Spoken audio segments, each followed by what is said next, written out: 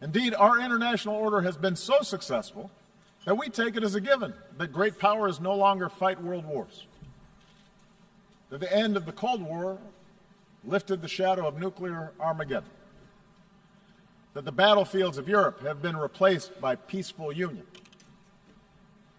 that China and India remain on a path of remarkable growth. I say all this not to whitewash the challenges we face or to suggest complacency. Rather, I believe that we need to acknowledge these achievements in order to summon the confidence to carry this progress forward and to make sure that we do not abandon those very things that have delivered this progress. In order to move forward, though, we do have to acknowledge that the existing path to global integration requires a course correction. Because too often those trumpeting the benefits of globalization have ignored inequality within and among nations, have ignored the enduring appeal of ethnic and sectarian identities, have left international institutions ill-equipped, underfunded, under-resourced in order to handle transnational challenges. And as these real problems have been neglected, alternative visions of the world have pressed forward, both in the wealthiest countries and in the poorest. Religious fundamentalism, the politics of ethnicity or tribe or sect, aggressive nationalism, a crude populism, sometimes from the far left, but more often from the far right, which seeks to restore what they believe was a better, simpler age free of outside contamination. We cannot dismiss these visions. They are powerful. They reflect dissatisfaction among too many of our citizens. I do not believe those visions can deliver security or prosperity over the long term. But I do believe that these visions fail to recognize at a very basic level our common humanity. Moreover, I believe that the acceleration of travel and technology and telecommunications, together with a global economy that depends on a global supply chain, makes it self-defeating ultimately for those who seek to reverse this progress. Today, a nation ringed by walls would only imprison itself.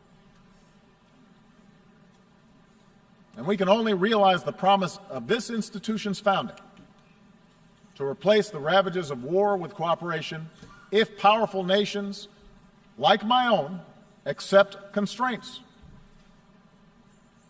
Sometimes I'm criticized in my own country for professing a belief in international norms and multilateral institutions, but I am convinced that in the long run, giving up some freedom of action, not giving up our ability to protect ourselves or pursue our core interests, but binding ourselves to international rules over the long term enhances our security.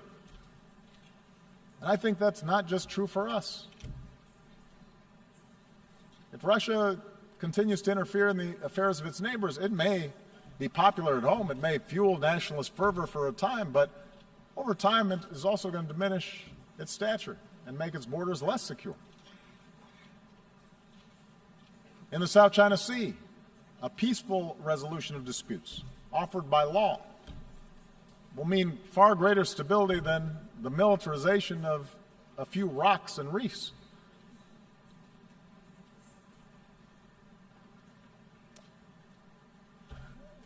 Let me conclude by saying that I recognize history tells a different story than the one that I've talked about here today. There's a much darker and more cynical view of history that we can adopt. Human beings are too often motivated by greed and by power. Big countries, for most of history, have pushed smaller ones around. Tribes and ethnic groups and nation states have very often found it most convenient to define themselves by what they hate and not just those ideas that bind them together. Time and again, human beings have believed that they finally arrived at a period of enlightenment, only to repeat then cycles of conflict and suffering. Perhaps that's our fate.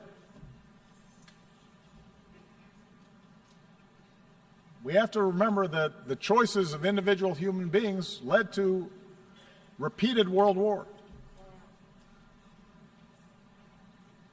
But we also have to remember that the choices of individual human beings created a United Nations so that a war like that would never happen again.